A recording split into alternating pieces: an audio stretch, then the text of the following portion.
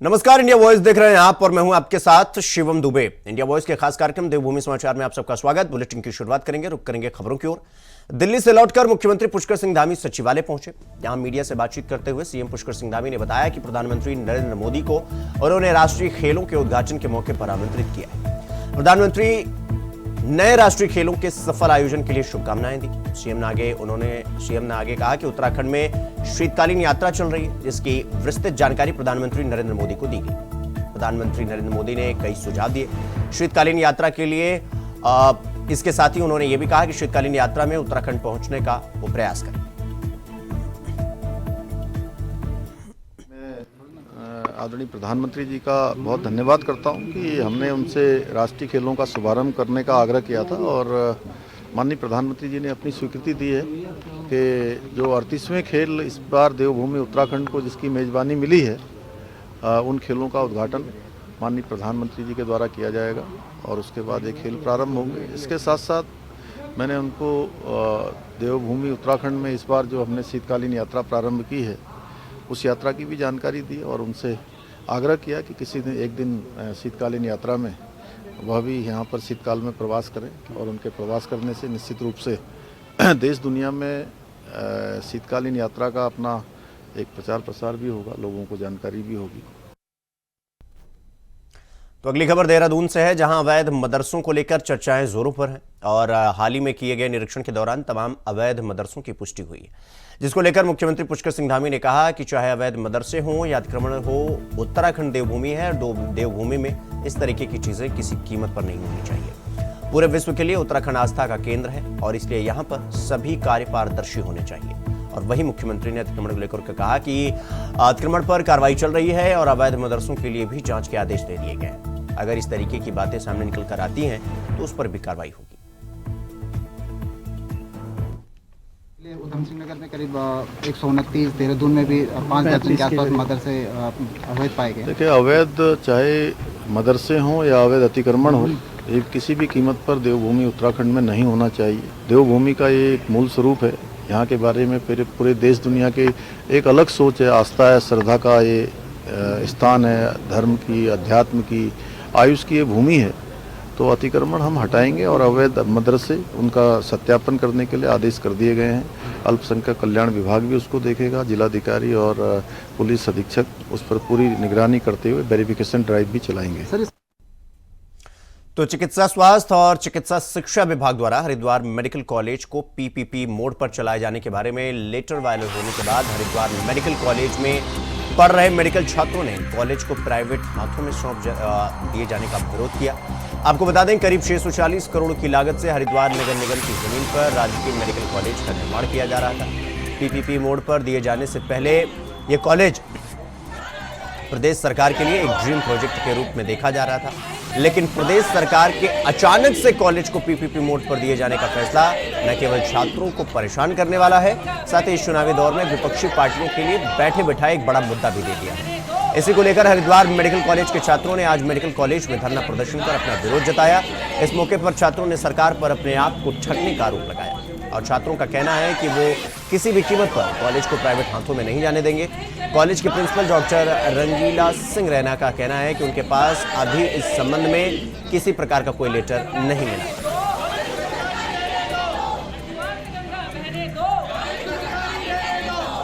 छात्रों में टेंशन है इसको लेकर और नगर निगम की जमीन को लेकर और जमीन पर पीपीपी बोर्ड में शिफ्ट किए जाने पर बवाल है और छात्र लगातार प्रदर्शन कर रहे हैं। अपने चुनाव और विपक्षी पार्टियों को बैठे बिठाए एक मुद्दा मिल गया। मेडिकल छात्रों का धरना प्रदर्शन या देख रहे हैं, जहां पर उनका कहना है कि कॉलेजों को प्राइवेट हाथों में नहीं जाने देंगे और इसका विरोध कर रहे हैं। चिकित्सा स्वास्थ्य और चिकित्सा शिक्षा विभाग का ये पूरा मुद्दा।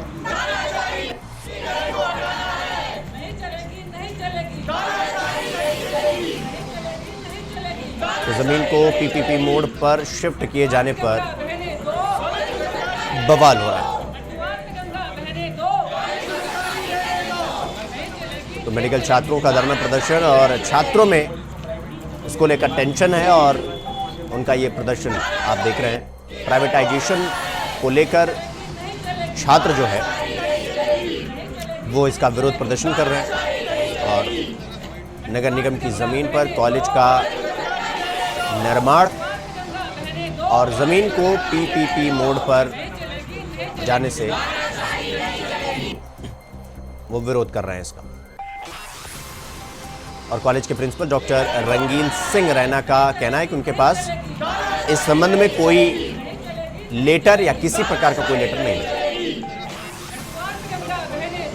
इस कॉलेज में जब हमने एडमिशन लिया था, जब हमारा नीट का एग्जाम हुआ, उसके बाद इस कॉलेज को चलाने की बात हुई, तो उस समय इस कॉलेज को सरकारी रूप से चलाया गया। सरकारी रूप से चलाने के बाद जब हमें यहाँ 2 महीने पढ़ते हुए हो गए हैं, तो अभी इसको पीपीपी मोड में डालने की बातें चल रही है। अगर ये कॉलेज पीपीपी मोड में चले जाता है तो इस कॉलेज में एक तरीके से प्राइवेटाइजेशन हो जाएगा, जिसका हम पूर्ण रूप से बहिष्कार करेंगे। पीपीपी मोड में कॉलेज आ जाता है तो जो हमारा गवर्नमेंट का टैग है कि हम गवर्नमेंट मेडिकल कॉलेज में पढ़ रहे हैं, वो पूर्ण रूप से हट जाएगा। लोग तो यही समझेंगे ना कि हम प्राइवेट में पढ़ रहे हैं। कि 2 साल हमने मेहनत करने के बाद हम इस मुकाम तक पहुंचे, इसीलिए पहुंचे कि हमको प्राइवेट के लिए प्राइवेट का वो मिले, प्राइवेट का टैग मिले। प्राइवेट करना ही होता तो हम पहले चले जाते। तो सर हम जो पॉसिबल हमसे होगा हम सीएम तक जाएंगे, सीएम तक बात पहुंचाएंगे, और ज्यादा ही हो जाएगा तो हम अनशन पानी में भी बैठेंगे। हमारे साथ कमलेश रमन, प्रदेश प्रवक्ता है भारतीय जनता पार्टी की, हमारे साथ जुड़ गई हैं। कमलेश जी, जिस तरह से ये छात्रों का प्रदर्शन आप देख रही हैं, उनका कहना है कि भाई हम इस कॉलेज को प्राइवेट नहीं होने देंगे, क्या कुछ कहेंगे आप? और ये जो मुद्दा मेडिकल के छात्रों ने उठाया है, ये कितना खतरनाक हो जाता है खास करके आप लोगों के लिए?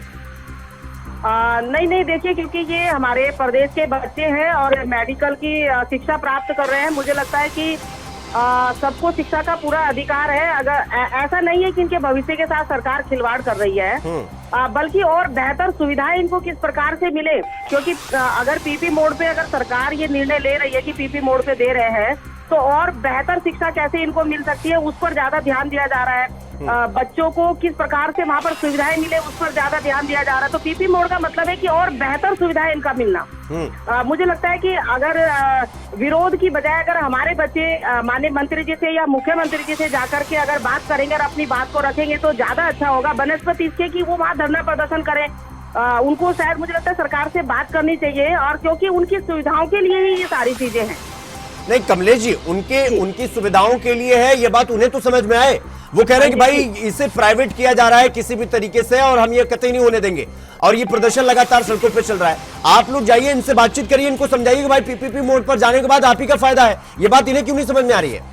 जी बिल्कुल, देखिए मुझे लगता है कि थोड़ा सा कम्युनिकेशन गैप होने की वजह से शायद हमारे बच्चों को थोड़ा सा भ्रमित हो रहे हैं। मुझे लग रहा है कि अगर सरकार के सामने ये अपनी बात रखेंगे, क्योंकि और बेहतर इनको चीजें वहाँ सुविधाएं प्रोवाइड हो, उन सारी चीजों को लेकर के सरकार मंथन कर रही है।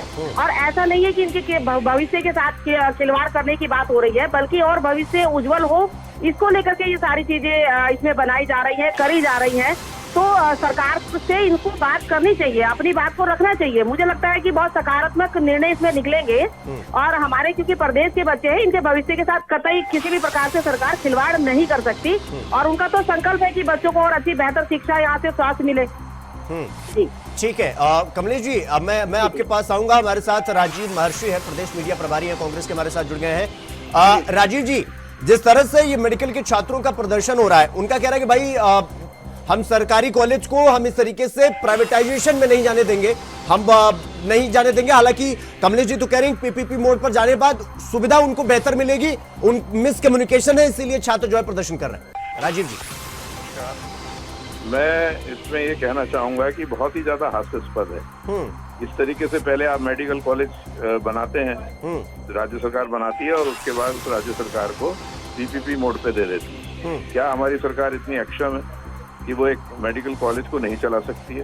क्या हमारी राज्य सरकार इतनी ज्यादा कमतर है कि वो एक कॉलेज को ठीक से नहीं चला सकती है, मेडिकल कॉलेज को, और छात्रों का हित नहीं देख सकती है?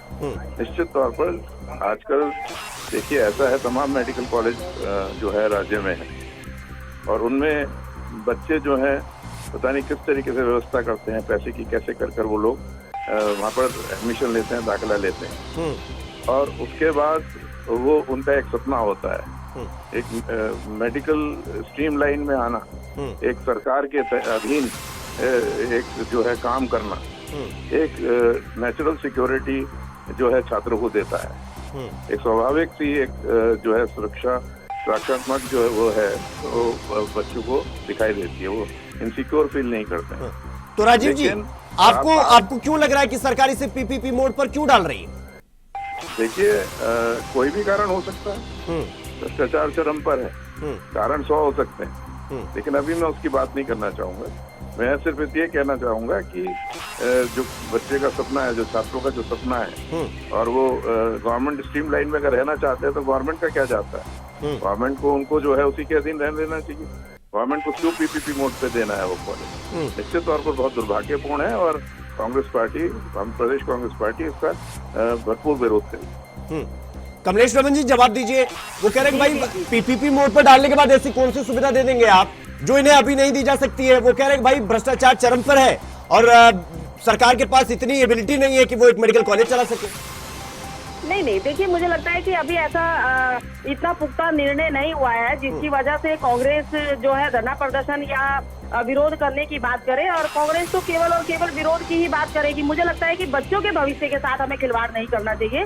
बच्चों का भविष्य हमारे लिए सर्वोपरि है, प्रथम स्थान पर आता है, क्योंकि बच्चे हमारे प्रदेश का भविष्य है, उत्तराखंड का भविष्य है, तो उनके भविष्य के साथ खिलवाड़ करने का तो कोई मतलब ही नहीं उठता। और सरकार तो और बेहतर शिक्षा, स्वास्थ्य की सेवाएं देने के लिए बच्चों को बाकी चीजों की सुविधा देने का काम कर रही है। चाहे बैंक से हमारा 0% जो ब्याज पर हमारे बच्चों को शिक्षा के लिए देने का काम कर रहे हैं, मेडिकल की जो शिक्षा है उसको देने का काम कर रहे हैं। तो ये तो प्रधानमंत्री जी का सपना है कि हमारे बच्चों को जो शिक्षा है वो और बेहतर मिल सके, और उसी को पूरा कर रहे हैं पुष्कर सिंह धामी जी। लेकिन मैंने एक बार फिर मैं कहूंगी आपको कि कुछ मिसकम्युनिकेशन है, किसी भी प्रकार की उनके भविष्य के साथ खिलवाड़ नहीं होगा। ये मैं पूरा भरोसा आपको दिलाना चाहती हूँ, अपने इन बच्चों को दिलाना चाहती हूँ, क्योंकि हमारे ये बच्चे इस प्रदेश का उज्जवल है और ये इनके उज्जवल भविष्य की कामना जो है माननीय पुष्कर सिंह धामी जी समय समय पर बता करके करते हैं। और क्योंकि वहाँ पर जो मेडिकल इंस्टीट्यूट बनाने का जो धामी सरकार का जो फैसला है, मुझे लगता है बहुत ही सराहनीय कदम है। और इसमें अगर ये पीपी मोड की अगर बात करते हैं, इनको कोई दिक्कत या परेशानी है तो इनको बकायदा मंत्री जी से और मुख्यमंत्री जी से समय लेकर के, क्योंकि सरकार से आप बात कर सकते हैं और सरकार तालमेल के साथ ही करेगी। कोई भी ऐसा कदम सरकार नहीं उठाएगी जिसकी वजह से हमारे बच्चों को कहीं कोई परेशानी आए या हमारे बच्चे कहीं परेशान हो, मुझे लगता है। ठीक है, राजीव जी जवाब दीजिए। वो बिल्कुल नहीं चाह रहे कि बच्चे किसी भी तरीके से परेशान हो। आप लोग जो है किसी भी चीज का समर्थन कर देते हैं। कमलेश रमन जी हमारी छोटी बहन है, पहले हमारी सहयोगी भी रह चुकी है। हाँ। मैं इनको बताना चाहूंगा कि इसमें कार्यादेश जो है निर्गत हो चुका है, और एक जो है पर्टिकुलर कॉलेज को जो एक क्या कहते हैं कंपनी है शारदा नाम से, उसको इसका कार्यादेश निर्गत कर दिया गया है। और जब इसका कार्यादेश निर्गत कर दिया गया है तो इसमें कच्चे होने की कौन सी बात है? कच्चा पक्के वाली कोई बात ही नहीं है। ये तो तय हो चुका है ना कि आप इनको जो है पीपीपी मोड पर कॉलेज दे रहे हैं। जब आपने कार्यादेश जारी कर दिया तो आपने पीपीपी मोड पे एक तरीके से दे दिया, ठीक है। तो इसमें सीधी सी बात यह है, यदि छात्र जो है प्राइवेटाइजेशन के तहत अपने को इनसिक्योर महसूस कर रहे हैं तो इन्हें गवर्नमेंट स्ट्रीम लाइन में क्यों न रखा जाए? इन्हें सरकार अपने अधीन क्यों नहीं रखना चाहती है? एक तरफ ये कमलेश रमन जी ही कह रही हैं कि सरकार जो है छात्र हित देखना चाहती है, ठीक है, और स्वास्थ्य सेवाएं देना चाहती है। तो सारी चीजों को सरकार को अपने अधीन रखना चाहिए। सरकार को इस तरीके से जो है इसको प्राइवेटाइज नहीं करना चाहिए। निश्चित तौर पर बहुत दुर्भाग्यपूर्ण है, मैं समय समय पर कह रहा हूँ।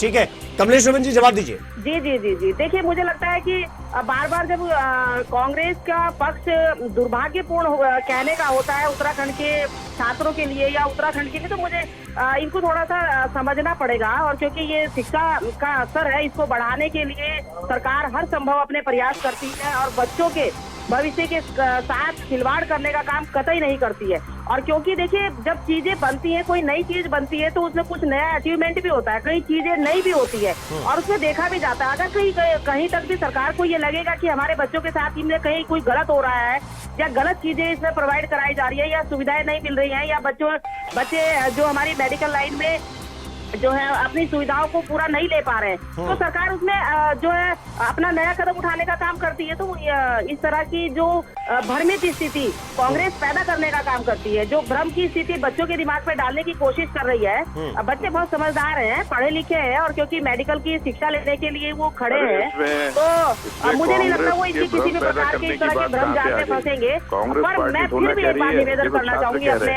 बच्चों से, जो हमारे मेडिकल इंस्टीट्यूट के जो बच्चे हैं, कि वो सरकार से एक डेलीगेशन जाए और उसमें मिले, अगर उनको जो भी कमियां उसमें लग रही है वो बताएं उसमें।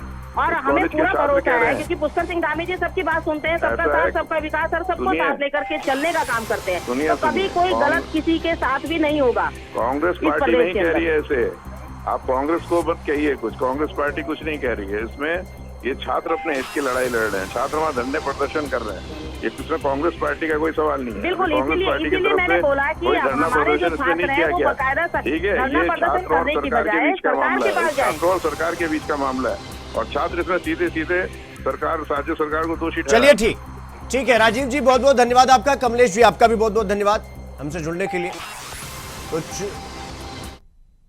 तो खबरों में आगे बढ़ेंगे एक और बड़ी खबर की ओर। देहरादून से बड़ी खबर आपको बता दें कि जहां निकाय चुनाव से पहले बड़ा हेरफेर हुआ है। स्टार प्रचारकों की लिस्ट में संशोधन हुआ है। कांग्रेस ने लिस्ट में संशोधन किया है स्टार प्रचारकों की। भागीरथ भट्ट और सतीश नैनवाल को लिस्ट से हटाया गया है। युवा कांग्रेस के अध्यक्ष सुमित्र भुल्लर का नाम शामिल किया गया है। एनएसयूआई के अध्यक्ष विकास नेगी का भी नाम शामिल किया गया है। और इसके साथ ही वरिष्ठ पर्यवेक्षक के रूप में उत्तराखंड प्रदेश कांग्रेस कमेटी ने नगर निकाय चुनाव के सफल संचालन के लिए वरिष्ठ कांग्रेस नेताओं को गढ़वाल मंडल और कुमाऊं मंडल के वरिष्ठ पर्यवेक्षक के रूप में जिम्मेदारी सौंपी गई।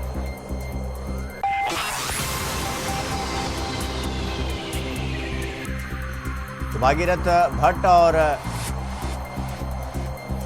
युवा कांग्रेस के अध्यक्ष सुमित्र भुल्लर का नाम शामिल किया गया है स्टार प्रचारकों की लिस्ट में। एनएसयूआई के अध्यक्ष विकास नेगी का भी इसमें नाम शामिल है और भागीरथ भट्ट और सतीश नैनवाल नाम को लिस्ट से हटा दिया गया।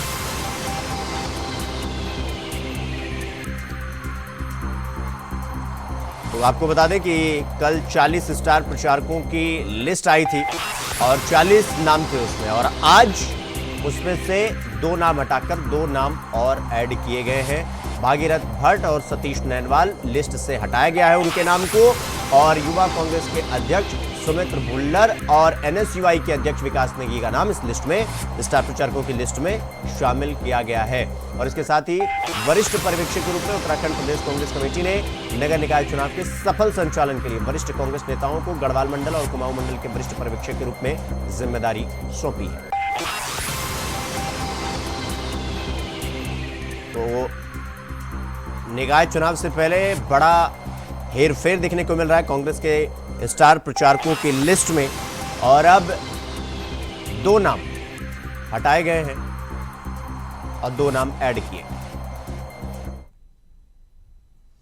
तो वहीं बीजेपी ने निकाय चुनाव को लेकर पूरी रणनीति बना ली है। बीजेपी ने जहां पन्ना प्रमुख से लेकर बूथ लेवल के कार्यकर्ताओं की सक्रियता बढ़ा दी है, यानी एक्टिवेट कर दिया है उनको, और अब जल्द ही बीजेपी के स्टार प्रचारक निकाय चुनावों की कमान थामेंगे। मीडिया से बातचीत करते हुए बीजेपी प्रदेश महामंत्री आदित्य कोठारी ने कहा कि पार्टी के बूथ लेवल से पन्ना प्रमुखों की जिम्मेदारी बढ़ा दी गई है और 10 जनवरी से बीजेपी की स्टार प्रचारक, जिसमें प्रदेश के मुख्यमंत्री, बीजेपी प्रदेश अध्यक्ष, सभी सांसद, कैबिनेट मंत्री निकाय चुनाव के लिए प्रचार प्रसार में उतरेंगे। चुनाव के लिए अभी तक Bharatiya Janata party booth level पर वर्किंग कर रही थी, और बूथ कमेटी के साथ साथ में हमने पन्ना प्रमुख तक के संगठन को और स्ट्रेंथिंग की है, मजबूती प्रदान की उसको। और अब जैसे जैसे चुनाव आगे बढ़ता जा रहा है, तो 10 तारीख के बाद हमने जो हमारे स्टार प्रचारक हैं, इसमें प्रदेश के माननीय मुख्यमंत्री जी हैं, माननीय प्रदेश अध्यक्ष जी हैं, हमारे सभी माननीय सांसदगण हैं, पूर्व मुख्यमंत्री हैं, इन सभी के हम कार्यक्रम तय कर रहे हैं। मुझे लगता है कि आज शाम तक तय हो जाएगा, और इसमें जनसभाएं होंगी, नुक्कड़ सभाएं होंगी, हमारी चुनाव संचालन समिति की बैठकें होंगी, रोड शो के कार्यक्रम होंगे। इन सभी कार्यक्रमों को हम विस्तृत रूप से तैयार करके, और 11 तारीख से ये कार्यक्रम फिर आयोजित हो।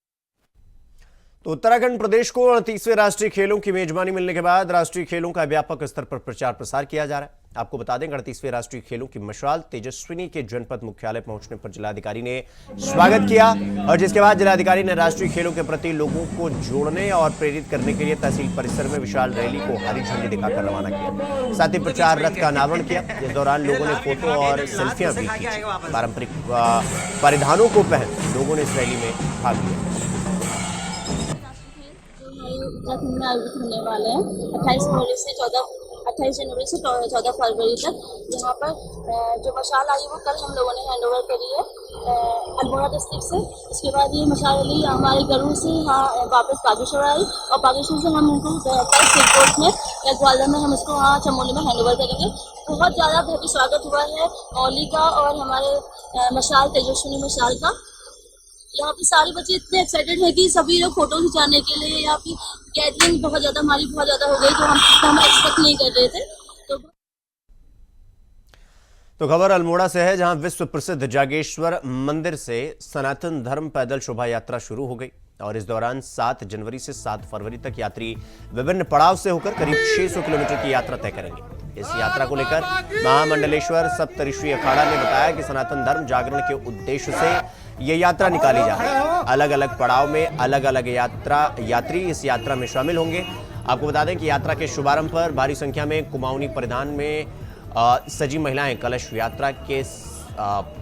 यात्रा में शामिल हुई और जोगेश्वर मंदिर से यात्रा पैदल शोभा यात्रा 7 फरवरी तक चलेगी।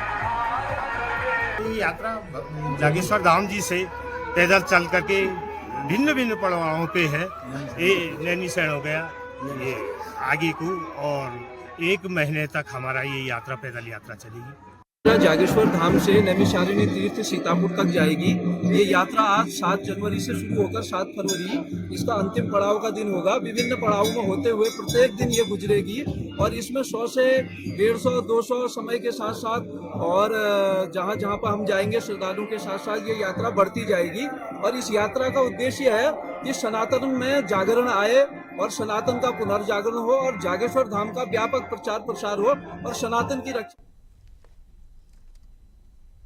तो अगली खबर चमोली जिले से है, जहां नगर निकाय चुनाव की तैयारी को लेकर जिला प्रशासन ने कमर कस ली है। जिला निर्वाचन अधिकारी संदीप तिवारी ने जानकारी देते हुए बताया कि प्रशासन ने आगामी 23 जनवरी को होने वाले मतदान की तैयारी शुरू कर दी है। पोलिंग पार्टियों को पहली बार प्रशिक्षण दिया जा चुका है। इसके साथ ही चुनाव संबंधी सारी व्यवस्थाएं प्रशासन के द्वारा चाक चौबंद की जा रही है। नामांकन प्रक्रिया, नाम वापसी प्रक्रिया पूर्ण हो चुकी है और अब पोस्टल बैलेट की हमारी प्रूफ रीडिंग होने के बाद प्रिंटिंग प्रेस में प्रिंटिंग चालू है और हमारी टीम, जिनके नोडल मुख्य कृषि अधिकारी हैं, वो अभी प्रिंटिंग प्रेस में गए हुए हैं और कल तक पोस्टल बैलेट भी हमारे यहाँ आ जाएंगे। और स्ट्रॉन्ग रूम जो हमारा बालिका इंटर कॉलेज गोपेश्वर में स्थापित होना है, वहाँ भी अब कार्यवाही 2-4 दिन में PWD विभाग स्टार्ट कर देगा।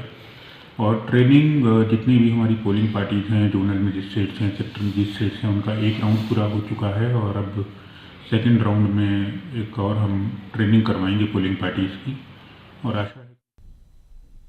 तो खबरों में आगे बढ़ेंगे। अगली खबर जसपुर से है, जहां मौसम के कारण वन्य जीव भी अग्रेसिव हो रहे हैं।